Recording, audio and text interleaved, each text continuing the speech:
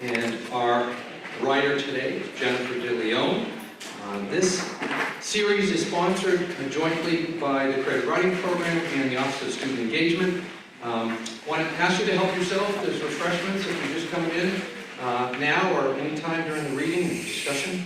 I want to thank Steve Rossi of the Office of Student Engagement, Dean of Liberal Arts Matthew Olson, English Department Chair Jill Keller, all helping to make this series happen.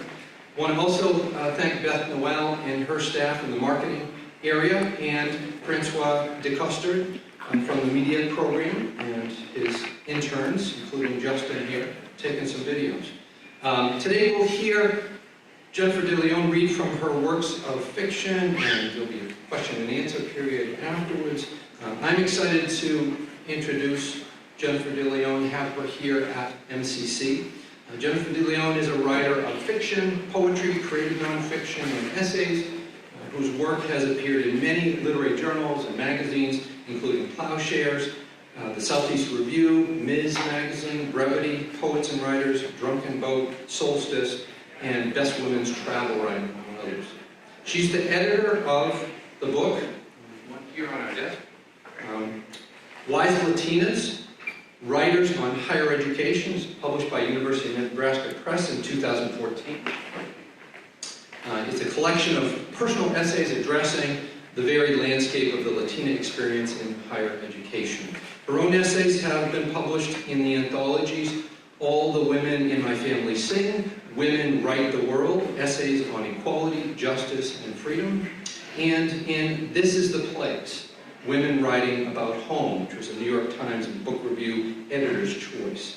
In 2015, Jen's short story Home Movie was selected by the Boston Book Festival for its One City, One Story program, and 30,000 copies of that story were distributed free of charge in the Boston area. She was named 2015-2016 Writer in Residence by the Boston Public Library, and 2016-17 Artist in Residence by the City of Boston. She won the 4th genre Michael Steinberg Essay Prize and has been awarded fellowships and residencies from Red Loaf Writers Conference, Hedgebrook, Virginia Center for the Creative Arts, Vermont Studio Center, Blue Mountain Center, and Macondo Writers Workshop. Jennifer DeLeon was born in Boston, in the Boston area, to Guatemalan parents. After graduating from Connecticut College, she moved to San Jose, California, where she taught elementary school as part of the Teach for America program, and earned a master's in teaching from the University of San Francisco Center for Teaching Excellence and Social Justice.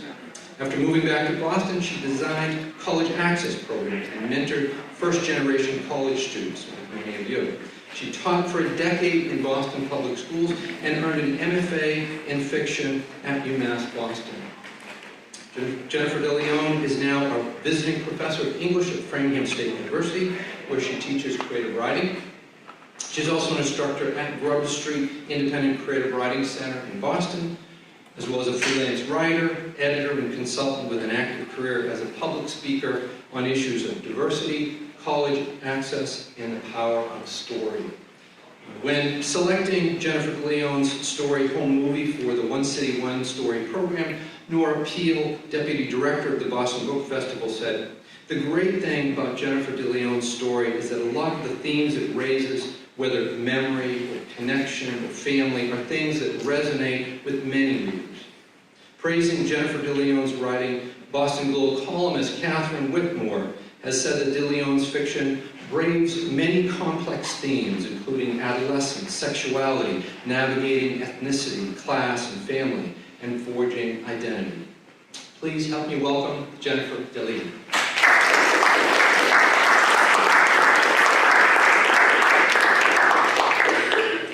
Wow, what an honor. Thank you so much for inviting me, Tom.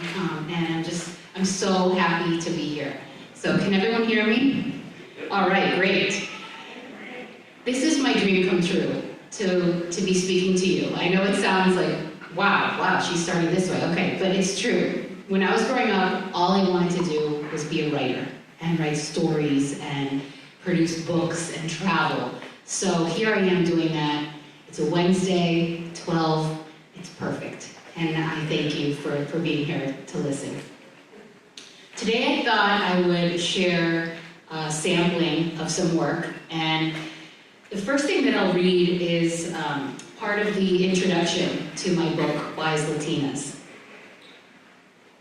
So before I start, let me just ask and get a sense of who's in the room. Raise your hand if you are the first in your family to go to college or to have gone to college. Okay, all right.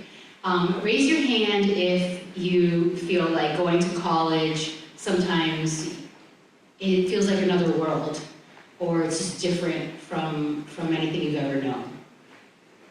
Okay, more hands. Yeah, all right. So when I was growing up, it was expected that I would go to college, even though my parents did not have the opportunity to go to school. So that said, once I got there, I felt like I had been dropped onto another planet. And part of what I'll read today introduces some of the themes and some of the struggles and challenges, but also some of the highlights and rewards that I experienced when I was there. Okay, so it's about 7 minutes or so just relax, enter the dream state. I'm going to share a story with you. Spring of my senior year in college, I needed to buy a dress for graduation. Not just any dress, of course. Okay, my mother said. So we drove to the mall, our special mother-daughter terrain. We were experts at tracking discounts. Tuesdays were retail markdown days. The salespeople at Macy's gave out coupons. And twice a year, if you purchased full-price underwear at Victoria's Secret, you got a free lip gloss. I wonder if that's still true.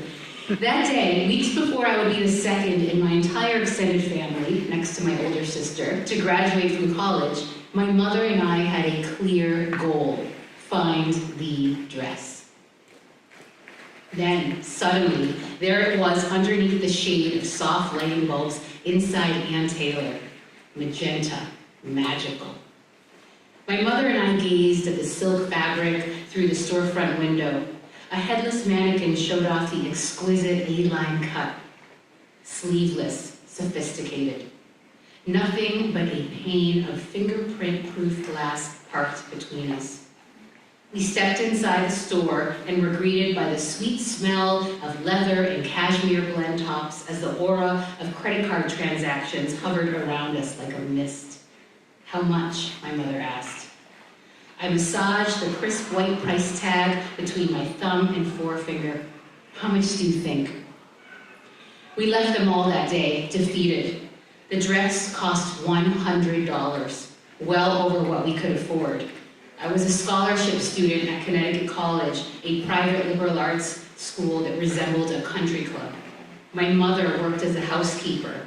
I made $6 an hour babysitting for families near campus. I would need to buy a suit for upcoming job interviews, not to mention outfit an apartment in Boston where I planned to live with 2 friends from college come September. My mother and I, expert shoppers, knew storefront items wouldn't be marked down for weeks, maybe months.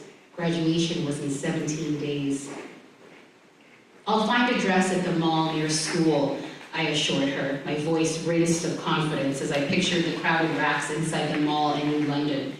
She pursed her lips, lowered her lashes. My college graduation dress was as important to her as a wedding gown.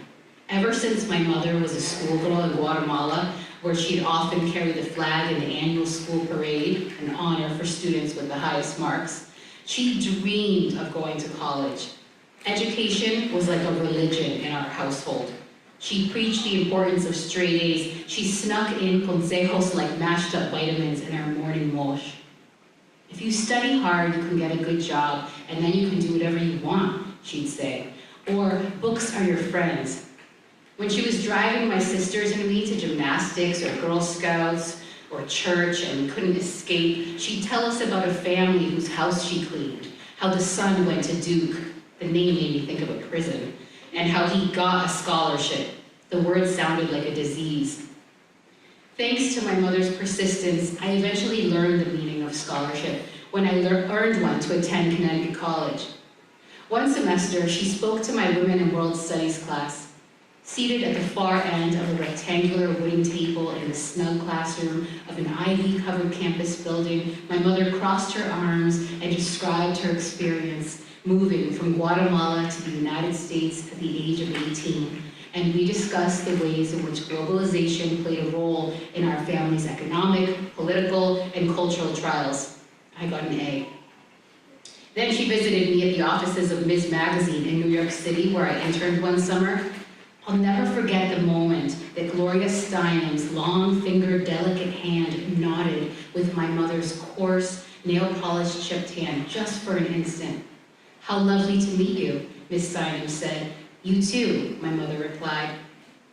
The next fall, when I studied abroad in Paris, my mother came to visit. She insisted on taking pictures of small cars that she said looked like sneakers, and then she asked me to take pictures of her posed in front of them. In between visits to the Louvre and the Sorbonne, where I was taking a feminist philosophy class, my mother bought miniature replicas of the Eiffel Tower for relatives in Boston.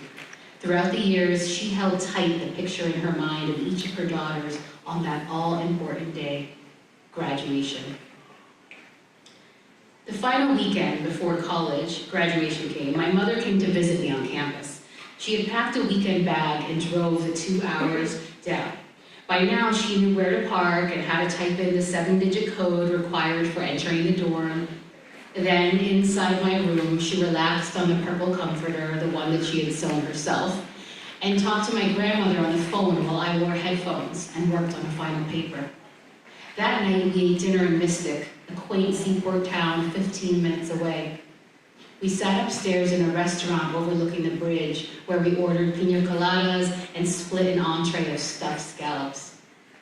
Afterward, back on campus, we drank frothy beers from plastic red cups and met up with my friends. By then, they all knew and loved her. The following morning, we ate brunch in the dining hall and then took a long walk in the school arboretum.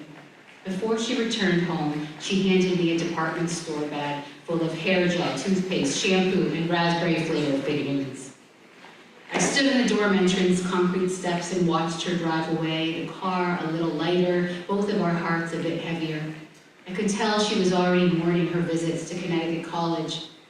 Monday passed, Tuesday. Finally, on Wednesday morning of my last week of classes, I dug in my closet for a shirt to wear to my final presentation in women's studies. There, tucked between a sparkly tank top and a white button-down, I felt the crinkle of a cream-colored plastic garment bag.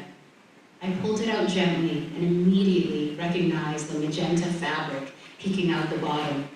I didn't have to look because I already knew what was inside.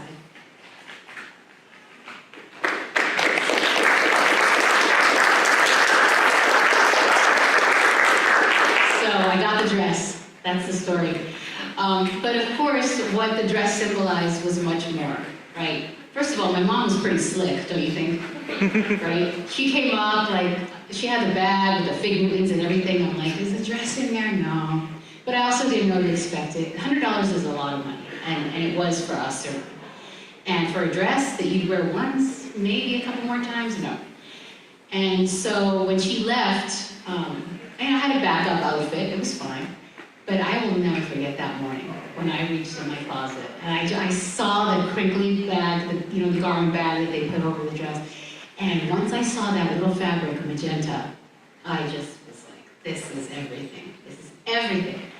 And that's how my mother was showing her love. And this was a special day for her too. She dreamt of this day her whole life. So I had lots of experiences like that in college. Sometimes I would sit in class and I felt like everybody else knew what to do and I didn't know what to do. Like they all had the right notebook, or some people had laptops. Okay, I grew up, I didn't even have a computer. My friends in my dorm got subscriptions to newspapers, like the New York Times, okay? We never got subscriptions to papers. If anything, my dad delivered newspapers as a side job, okay? And so here I was in this world. I didn't know what hummus was. I didn't know what Patagonia was. I didn't know what a trust fund was. I didn't know any of these things. And I felt like, bam, I was dropped into this universe where I was expected to know everything all at once. So I remember calling my mom one day crying, saying, I don't know, this isn't for me. Like, yeah, I want to go to college, but not here. This is just too hard. I'm going to take the bus home, and that's it.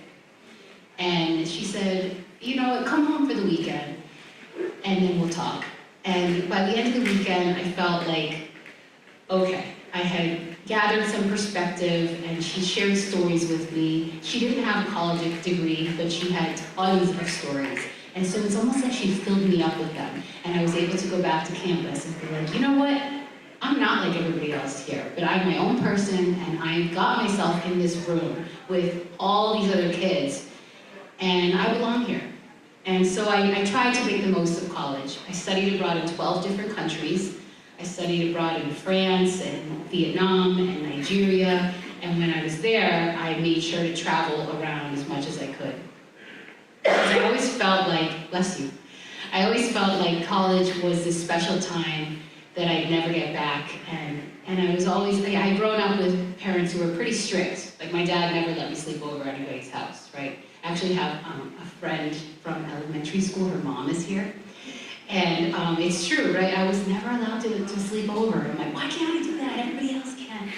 And so once I got to college, I'm like, I'm studying abroad all over the world, because you can't say anything, because it's attached to school, and anything attached to school, my parents were like, okay, amazing, great. So I'm like, great, see you, I'm going to Vietnam. So this is why I wrote this collection, or edited this collection. I wanted stories by different Latina writers reflecting on their college experiences, but you don't have to be Latina to get something from these stories. Anybody who's ever been the first to do something in their family or in their friend group, you know, maybe you're the first in your family to be a writer, right? These are all things that you can connect with. I've always loved writing, and as I mentioned, I grew up hearing stories. And so one of the stories that I heard repeatedly was how my grandmother, my father's mother, right, she had 8 kids, 8, 6 boys and then 2 girls. That's a lot of kids, right? I have 2, and I'm like, oh my God. Okay, and so she had 6 boys and 2 girls. And the story that I grew up hearing was that right after she had had her 8th baby, her 8th child, my grandfather left her. And I can't even tell you how many times I've heard this story. I mean, how many of you have stories that you've heard in your family like over and over again? Yeah, right? It's like, okay, at holidays, or like you're just in the car, yep, you have to pretend you never heard it. Like, oh, okay, and then what happened? But you know exactly what happened. So I grew up hearing this story. And fast forward to, honestly, after graduate school, I learned about this type of nonfiction, creative nonfiction, called speculative nonfiction, which means that you can write about a story that you've heard from your family, but you weren't actually there to experience. Maybe it happened before you were born, maybe you were there, but you were a baby, or you were there and you were asleep, who knows, right? But so this is a type of creative nonfiction. I'm like, man, that sounds cool. I have tons of things I could write about because I grew up hearing so many stories. So I wrote this story. Again, I wasn't there, but I imagined what it was like to be there in this moment. And I'll read it, but I'll just tell you really quickly what it's about. You know, so my grandfather leaves my grandmother after the 8th baby is born. Bam, he's gone, right? And then 30 years later, she's living with us in Massachusetts, in Framingham, and we heard that he's in town from Guatemala, and he wants to ask for her forgiveness, and he wants her back. After 30 years, what do you think? Thumbs up, thumbs down. What do you think she should take him back? Yeah, hell no, right? Okay. But here's the thing, she loved him. She never, ever was with anybody else. She adored him. And they had 8 kids together. So let me read to you it's a pretty short piece, and it's again speculative nonfiction, and I'm imagining the moment that he asks for her forgiveness. We'll see what she says. It's called Lucky Woman. I have heard the story many times, how 3 decades after deserting my grandmother and their 8 children in Guatemala, my grandfather asked for her forgiveness. I imagine her, Luisa, standing in my parents' kitchen in Massachusetts, using the side of her wrinkled hand to wipe crumbs from the counter. She tosses them into the sink, a metal box where she can make hot water run miraculously by turning the left handle to the right. No need for a horseback ride to the river, no need even for a horse. Here there are cars, here there are wide paved roads. Of all the girls in the villages that dotted the southern coast of Guatemala, Luisa was the one my grandfather chose.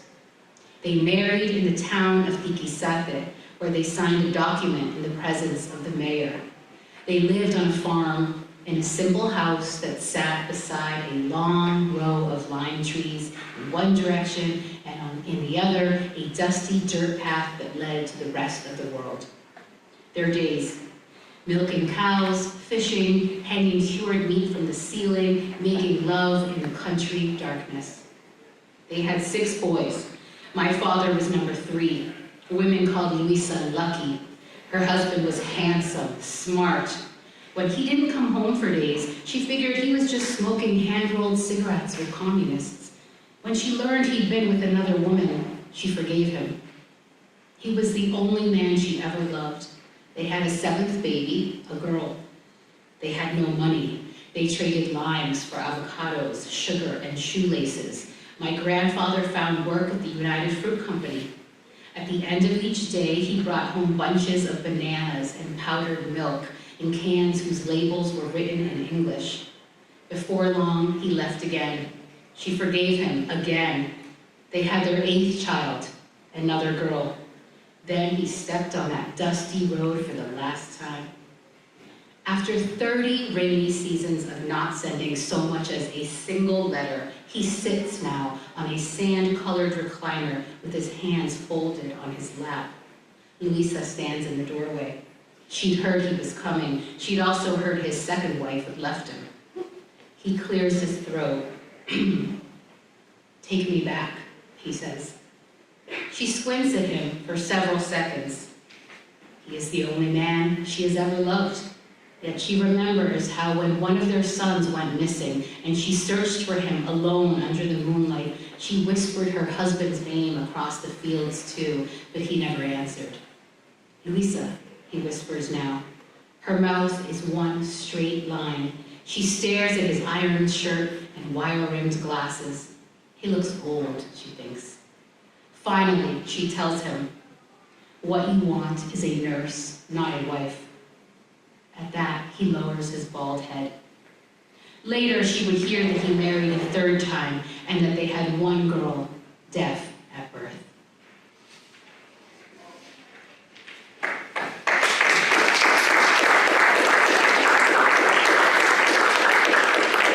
Man, I wish you guys could see her faces when I'm reading. It's the best. You're like, what's going to happen?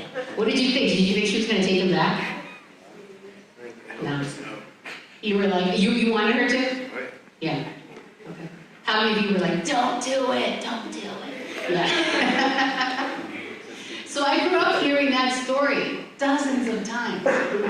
And it was like, okay, she didn't take him back. But I think somehow the story's essence like seeped into me, to my bones. Like, all right, okay, like, so what if he was the only man she ever loved? Like, keep it moving.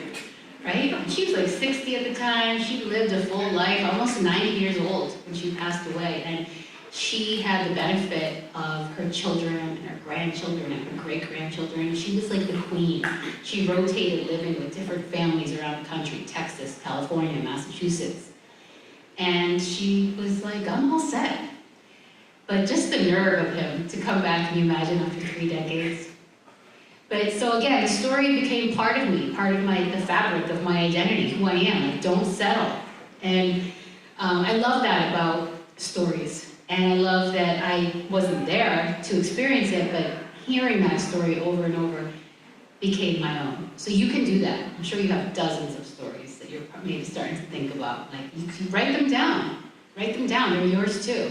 And you can just acknowledge, I wasn't there, but I've heard this story many times.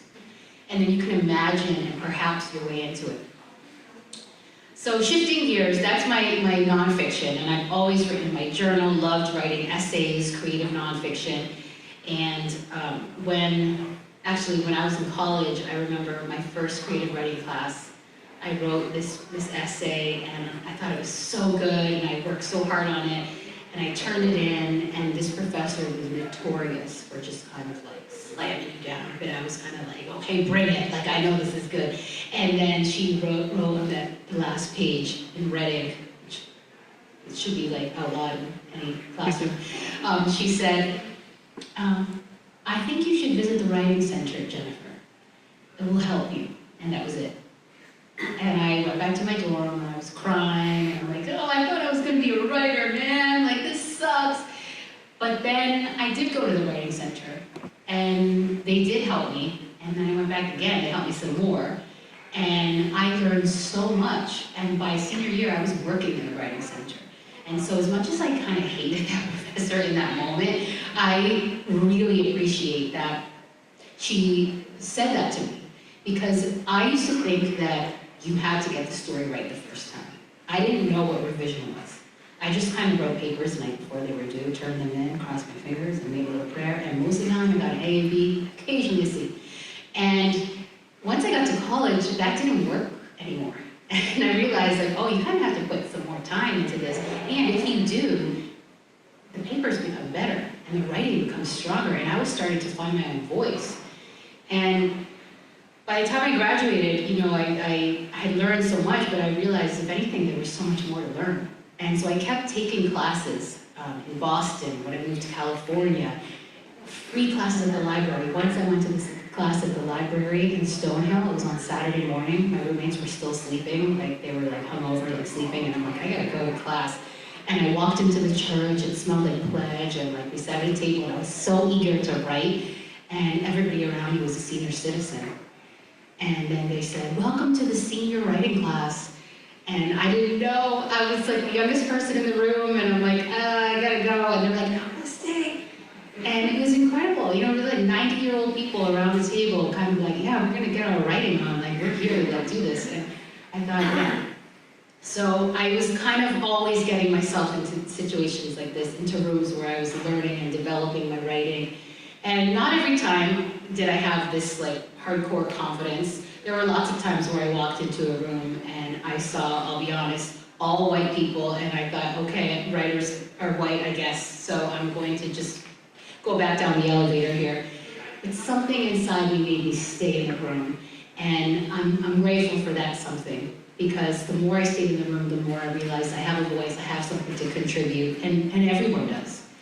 So I traveled a lot later in my 20s, and one of the places I traveled to was Mexico. And I went, this was kind of, I was 28 years old, and I was having this experience called the Return of Saturn. Have you heard of the Return of Saturn? Okay, so apparently every 28 years, something happens with the moon or something, Saturn, I don't know. But you have this feeling that you kind of want to reinvent yourself. And so I was 28, I wasn't married, I didn't have a boyfriend or a girlfriend, I didn't have kids, I had already been to graduate school twice at this point. I felt lost. I knew I wanted to write, but I was like, what am I doing? So I went on this trip to Mexico with two of my friends, and we drove down the Pacific coast. Slept in sleeping bags on beaches, in hostels that were like $3 a night, and I felt like I just needed this time away. And I met this woman who was young. She was a Corona girl. So she worked for Corona and was like dressed head to toe in like Corona beer like logos. And her job was to give Coronas out to people at parties. Anyway, she met a guy one time, businessman, American, and she got pregnant. He left. You know, all she has is this business card, that's it. But she had a baby, and she didn't have any money, and she told me how in Mazatlan, in Mexico, where she lived, if you can't afford a private hospital, you go to the local free clinic, and if you're in labor, they put you in a line of beds with other women who are all in various stages of labor, and you're all just like screaming, like for hours, days, until the baby comes out. And I could not get this image out of my head. I'm like, what are you saying? And so I asked her, and then maybe a year later, I just sat down one day and wrote this story. So this is fiction. It's not based on her life, but it was talking to her that made me kind of, it was a seed for this story. So again, this one's not too long, and this is the final piece I'll read. It's called Ashes, and it's a very different style. Even for me, it's a little more magical realism kind of. All right, so it's called Ashes. Graciela Ana Fernandez remembers everything, including her birth. She can still see the honey-colored walls of the sticky clinic birthroom in Mexico, where a dozen women in various stages of labor formed an L shape with their cots. Some shared the company with their own mothers clutching their hands. A few had no one but an indigenous nurse to trace the length of their brows with an ice cube. Then there was the old midwife lady who hovered over Graciela's mother in her perfect round belly. From inside her mother's womb, Graciela could hear the little old lady say, "She's almost here, so get ready, senora. In 2 minutes you will hold your daughter in your arms." A shriek broke from Graciela's mother and echoed into Graciela's ears, which at the time resembled 2 dried apricots. Graciela hesitated to kick her feet away from her mother's core and nudge her head toward the heat of the opening that led to the rest of the world.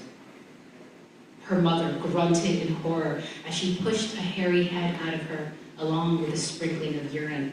This was normal, the indigenous nurse assured her, sensing her possible embarrassment. 101 years later, and Graciela still remembers the cold air that felt almost wet on her scalp as she slid centimeter by centimeter out from the center folds of her mother. The memory of that cold air will return in her second year of primary school when Graciela is asked to write a paragraph to the prompt, "Where I come from." She will write the first sentence, "I am from the dark hole in between my mother's legs, a never-ending spool of thread that connects me to God." What will follow later are the icy smacks of tree branches on the backs of her thighs as the school director makes her pink and swollen for all the students to see, including Alden, the German boy whose parents were in Mexico for PhD research. For Graciela, this will be the worst part, Alden's laughter during the school director's interrogation. "Where did you hear that? From where did you copy this kind of language?" Graciela would try to answer these questions for the rest of her life, and each time she remembers the midwife. On the day of her birth, the little old midwife lady spit in the palm of her hand and mumbled a prayer into it before smearing the warm liquid on Graciela's milky torso. Even the woman on the cot to the left turned toward baby Graciela. She was kneeling on all fours and wore only a stretched out pale blue tank top, while another, younger midwife cupped her hands underneath the woman's naked end as if she were about to catch a slippery fish. Outside, the sun spilled over the sea. The unforgiving rays caked the dirt paths that connected like veins to the main artery of town. Even the ancestors stayed in the shade of the plaza's shadows. Inside, for a room full of women about to be ripped open, it was rather quiet. Only breathing sounds waved in and out of the spaces between them all. The old lady midwife giggled and pressed her old lady wrinkled lips to Graciela's nostrils, 2 dots the size of raindrops, and whispered in it a prayer. Then the midwife left the room. No one ever saw her again. "You were the last baby she delivered," they would tell Graciela when she was older. "She left you her gift, being able to remember everything. Every detail, memory, billboard sign, secret, direction of the wind on a given tree on any Sunday after church, all of it. Even those conversations you wish you hadn't heard. Of those, there is one that stands out from the 101 years that will be Graciela's life, the conversation she had with her father the last time she saw him. She can still hear him singing to her while they sat under the lime tree in the Central Park in Mazatlan when she was just 4, the way the melody coupled with the afternoon sun lulled them both to sleep. Never could she imagine her father leaving her the way they said he did, resting on her side on the wooden park bench in such a deep sleep that she ignores the tingles developing in her forearm that she had used as a pillow. It was the last time anyone saw him before he vanished like a participant in a stage magician's show, leaving behind only his sweat-rimmed caballero hat browned with the last scent of him. Graciela's mother refused to believe that her daughter, now 10, does not remember where he was going and why. You remember everything, but I can't remember what did not happen. Like this, it went on for hours, then days, then weeks, then years, and centuries. What did you do to him? Where did he go? With whom?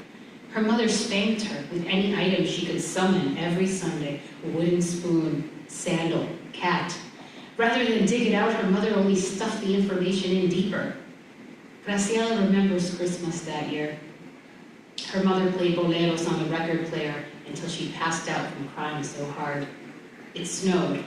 It had only done so once in Mexico 50 years ago. The Indians thought it was the ashes of their ancestors falling down. This year, this time, Graciela collected the snow with a broom outside the street and slow danced with the ghosts of the past. Thank you.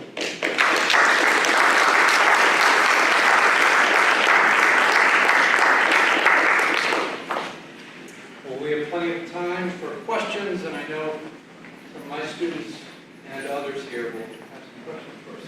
So open it up. All right, great. Bring it on. Come on, questions. Yes. Have you ever had an idea or an emotion you had trouble transcribing in words? Oh yeah. Have I ever had an idea or an emotion that I've had trouble working on a page or kind of bringing to fruition? Absolutely, all the time. Right now I'm having a problem actually. I visited the U.S.-Mexico border last March in McAllen, Texas, and I volunteered at a respite center where recent migrants went after being caught by Border Patrol, detained by ICE, and then released on asylum. So they had ankle bracelets that the government had slapped on them. They looked shell-shocked, they were hungry, they were cold, and a lot of them had been separated from their families. This was an intense experience, and I struggled and I'm struggling to write about it because I'm really desperate to get it right or to feel like I'm getting it right. And I'm trying to not think that way because what does that mean to get a story right? You know, so I'm working on a novel, a young adult novel, and I have a character named Maya, and she's one of those people who've been caught by Border Patrol, detained, and then sent to this respite center, and she's searching for her mother. So I'm working on this book right now, and I think I'm putting a lot of pressure on myself because, again, I really want this story out in the world, and I want it to be one that people can hear and observe and absorb, and part of me is afraid. So yes, I totally struggle with that. But I'm gonna keep going, I'm gonna keep facing that moving cursor until I get that story out. You're speaking about getting a story right. That's making me wonder, how does your writing process work? How many drafts do you usually have before you consider a work done? Yeah, great question. Again, as I was sharing earlier, I used to think that if I didn't get something quote unquote right the first draft, that I did it wrong. And I think that comes from the way I grew up. My parents really wanted us to succeed in school, and you study hard, you're supposed to get 100%. I would come home with all A's and 1 B+ in science, and my mom would say, ¿Qué pasó? What happened here? I'm like, oh my God, science is hard. And anyway, point is that it took me years to embrace revision. And I realized, oh, revision is cool. It's a way to see your story differently each time. And it's part of the process. So some stories kind of just spill out, and they might need a light revision, but other stories, I'm still revising them. So it's not like, oh, 3 drafts and you're done. But I will say that it depends. I can think a lot about a story, a lot, for months, and then one day just sit down and write it, and it's in better shape than if I maybe just start writing and figure something out on the page. Then I'm like, oh, okay, this is a story about this, and then I'll go back. So, I don't know, there are techniques. I like to read the work aloud. I give it to my husband to read. I'm in a writing group. We meet one Sunday a month. Sometimes I will read it backwards I know it sounds weird, but if I read it backwards, I look at each sentence with really cold eyes and I'm able to see like, where can I trim the fat here? Do I need that adverb? Or that's repetitive? Or like, maybe I should show her doing something like, you know, cracking her knuckles or, maybe she is tucking the hair behind her head. I guess that's a little cliche, but you know, something versus say she is nervous. So where can I go back in and unpack these familiar cliches and make it something more unique? I hope that answers. Yes? Has there ever been a piece that you didn't necessarily want to write, but felt like you needed to write, either for yourself or others? Wow, that is a deep question. That's great.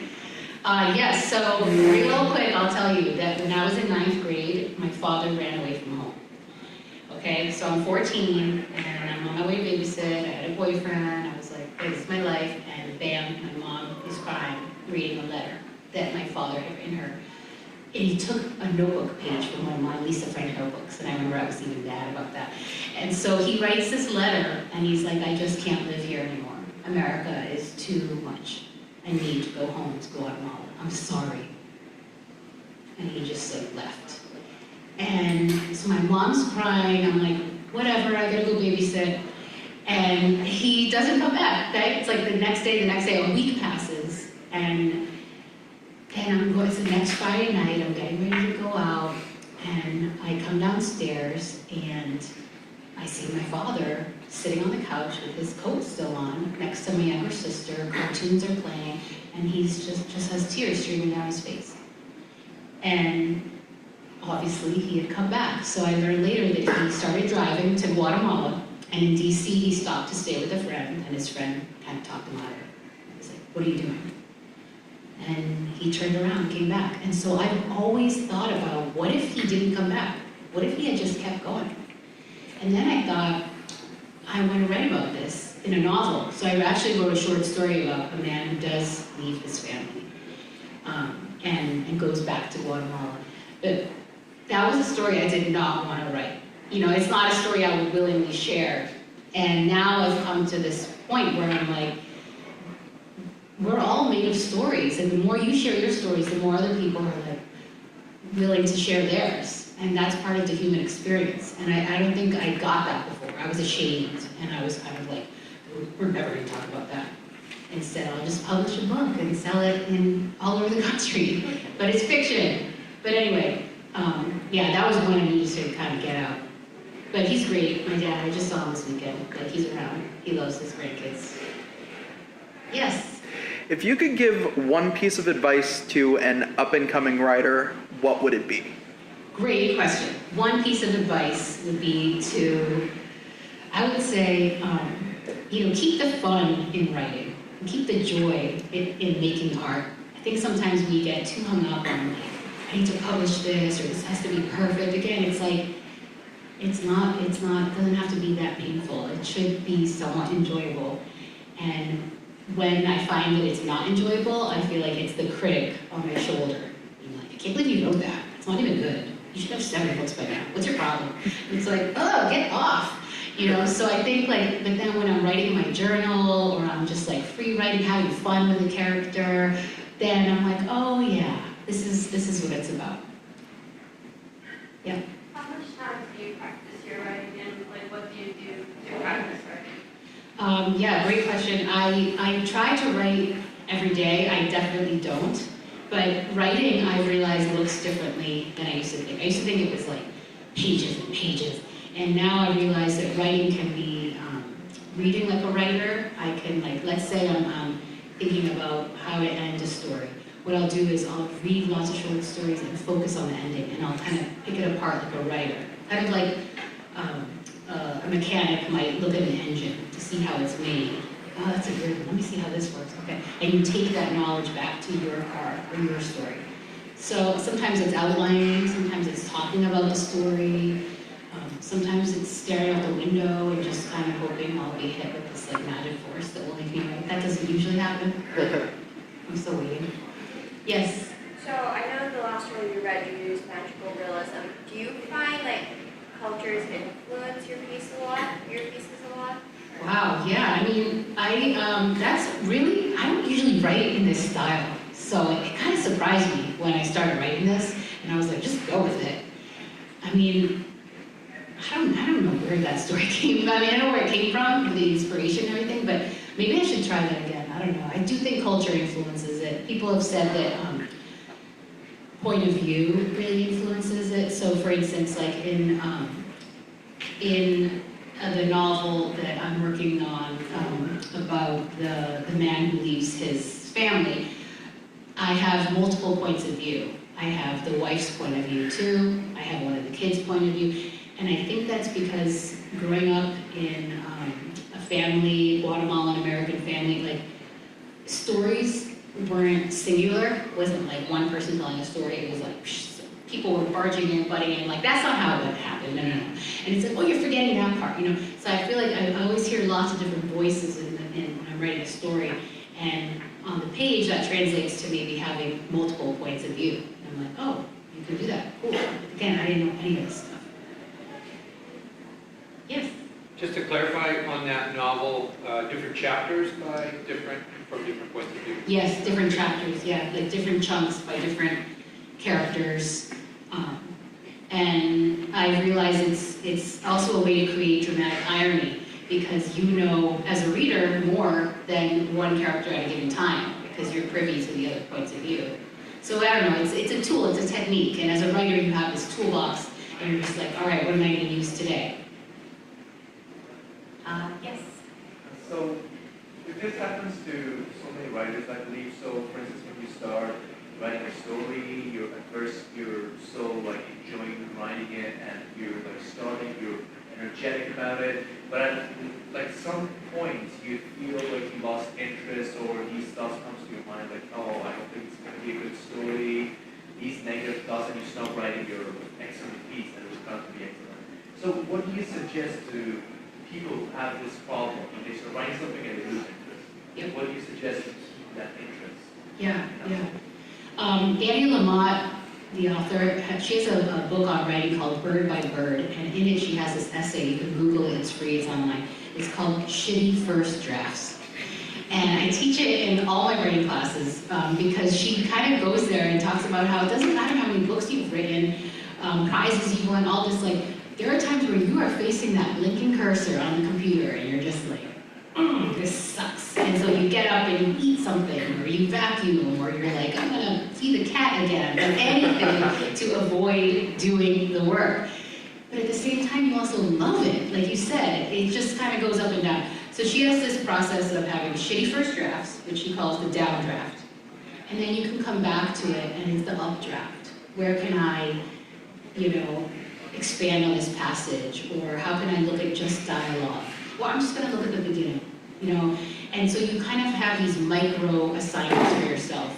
And then there's the updraft, which is where you're like really looking at, like making every word fight for its life on the page, looking at grammar, all that stuff. But that doesn't all happen at the same time. So that's helped me a lot. I'm like, you know what, Jen? All right, you're just going to get to this next draft, and I'm going to give it to a reader. And that accountability is huge. So if you're part of a writing group, even if it's one other person, you're like, hey, can we trade work? I'm going to send you a draft by November 1st. Then it's in your head, and you're like, I'm not writing this whole excellent story, I'm just writing this draft. And it gets it to the next iteration. And that's how things become excellent. It's by kind of moving down the line. But in short, you have to trick yourself. That's a great question. There's all these hands, something I haven't heard from yet. Yeah. Who gives you the most useful criticism? Useful criticism, my husband. He is a fabulous reader. And that's how we met. We met through writing. And we met at this creative writing center called Grub Street. If you don't know about it, it's amazing. Grub Street, one word. I know it's kind of a weird name. It's in Boston, and it's right on the Common. They're moving actually in May to the Seaport. And they are a creative writing organization. They have classes in fiction, nonfiction, poetry, screenwriting, graphic novels, how to use storytelling, make podcasts. Like, they have everything. And a lot of the classes are paid, you have to pay, but many of them are free. And they have free Saturday classes, they have brown bag lunches where they give you snacks and drinks, and you just show up and somebody gives you prompts and you write. They have online classes. It's a real great community too. They have parties, they have a big conference in April, and if you actually want to volunteer, help pass out programs or wear a school t-shirt or direct people to the right session, and you can go to the conference the other days for free. So ask me about that. That's how I started doing stuff. I just kind of like weaseled my way in whatever way I could. And then you start to build your resume and all that. Yes?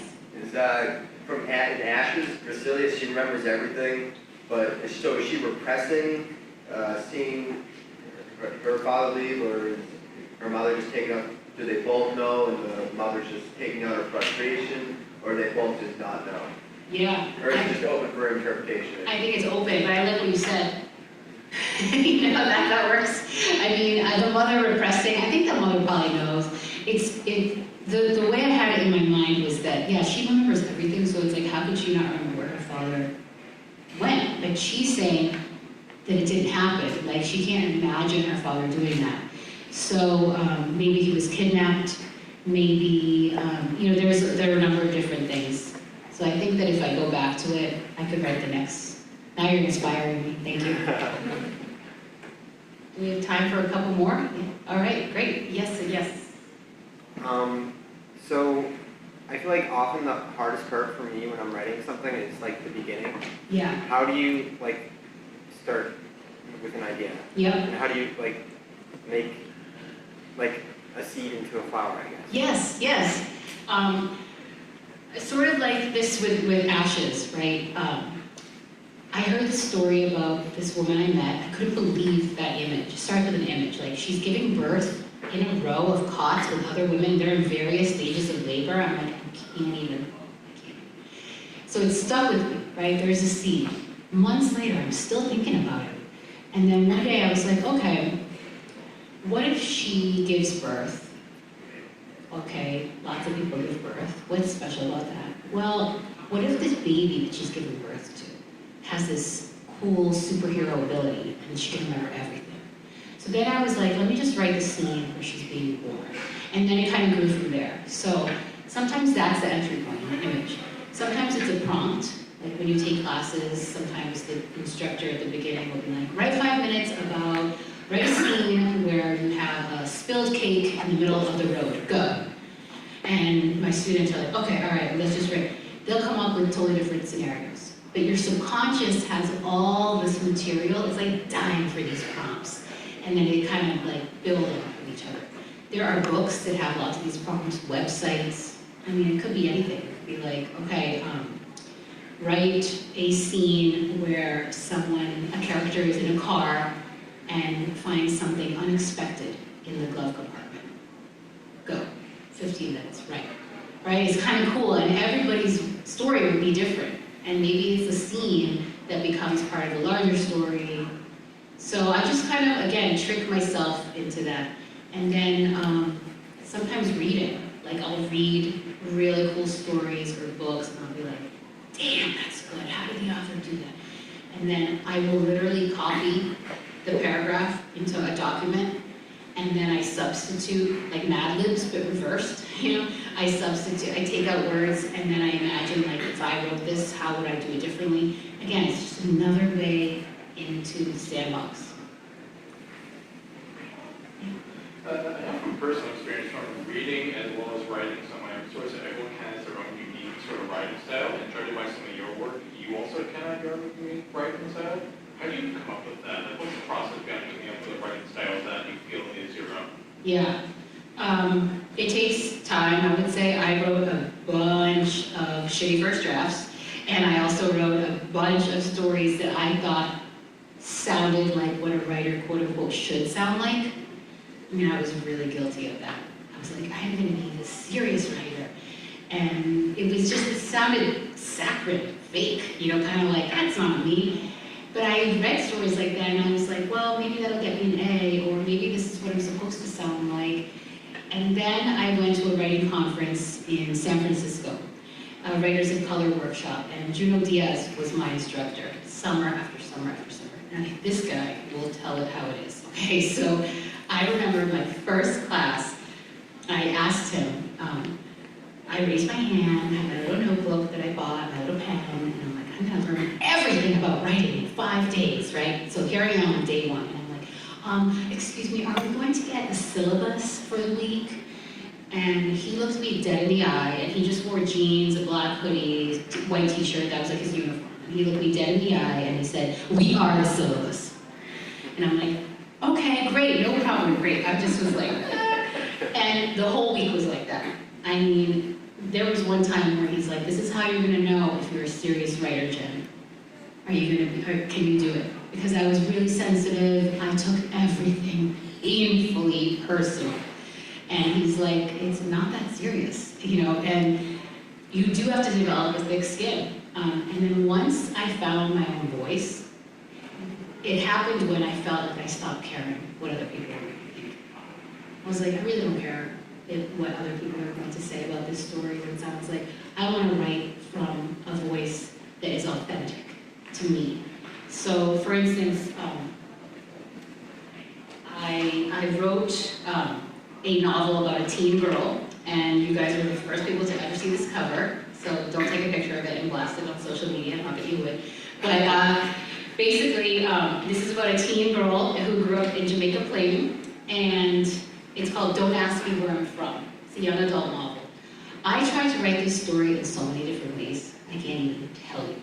And then one day, I was like, you know what?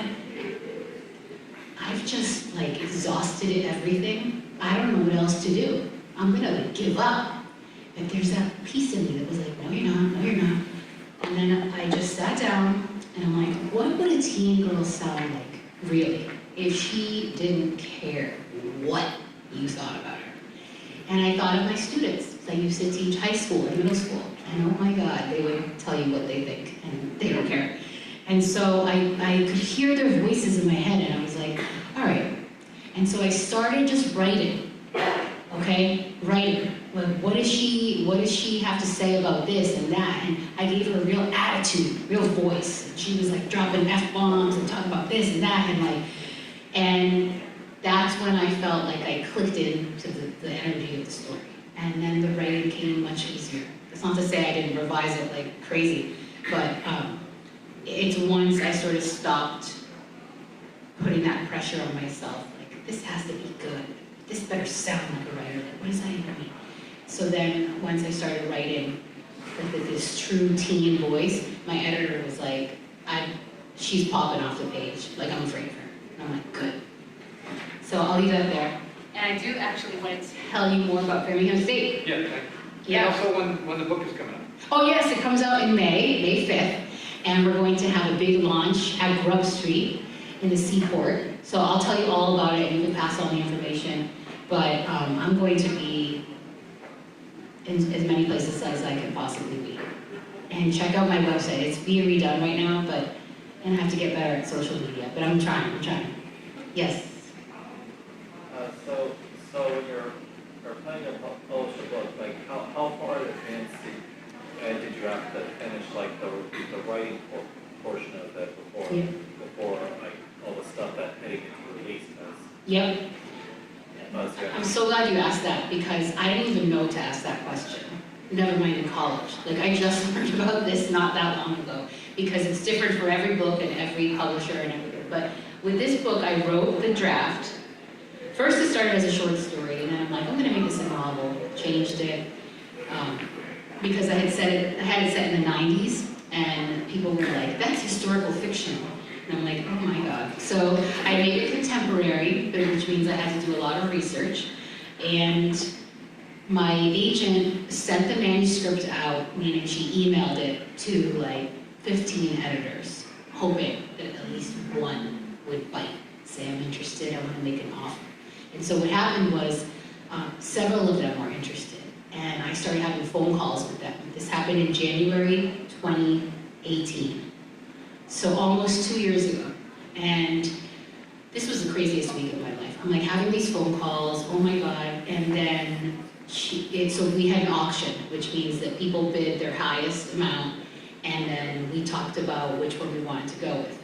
And I'm like, highest one, right? So, but she's like, sometimes you don't always want to do that, whatever. Anyway, so we went with Caitlin DeLuey, who's an editor at Simon & Schuster. Amazing editor. She buys the book. I don't see the contract or the first part of the advance. The advance is what you get paid, and they break it up into 4 chunks, at least they did with me. I didn't see that until May. So January to May, right? So it takes a long time. She sent me her notes, 20 pages, single-spaced letter. Dear Jen. And it was like a lot of praise, but then after like page 2, it got into like, this is what you gotta work on. And she mailed the manuscript to me, covered in green ink, like dripping. And I'm like, all right, okay. You know what, I can do this, roll up my sleeves. I worked on it for 3 months, sent it back to her. She takes some time, sends it back. We went back and forth like this 8 times. And so yeah, it can take that many times. I like to tell everybody that because there's this like some misbelief that books fall out of the sky and it's like you wrote it like that the first time. And it's like, nope, definitely not.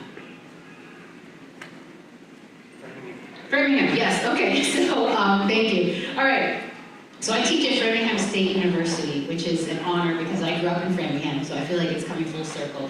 And we have a great university, and the English department is just full of professors who are like really dedicated, warm, like people who want to teach, who really are like, I get to teach, not like, oh, I have to teach, right? And the students are my favorite part about this job because everyone's really motivated, dynamic. They work like hell. I mean, they work on campus, they work outside, they are taking multiple classes, they're double majoring, you know, so many things.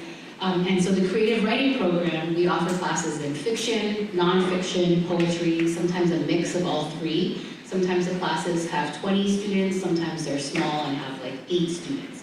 So you can get a lot of attention on your work. We have a creative writing club, we have a literary magazine, we have internships we can help partner you with, and then there are field trips. It's really dynamic. We have readings, like this week we have on Friday night, and if you want to know more specifics, I'm more than happy to share, but take a brochure.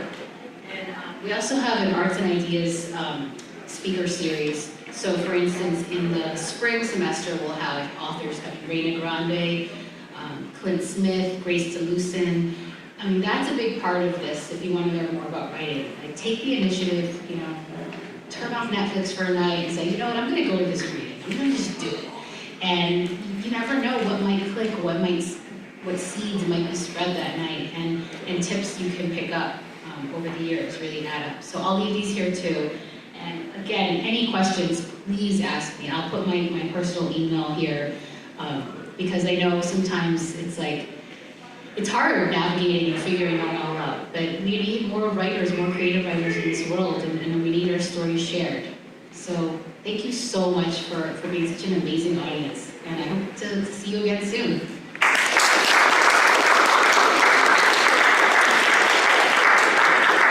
Thanks so much. Please grab a drink, snack, chat. She's here to chat with you, answer questions, pick up brochures. Also want to note that those interested, our next reading in the series, Maggie Dietz, poet, will be reading in Lowell on Thursday, November 7th at 12:30. We also have an open poetry and fiction reader for those writers interested in having that voice heard in this room on November 23rd. And we also have an open poetry and fiction reading on December 3rd in Lowell. So hope to see many of you at some of those. Thanks again.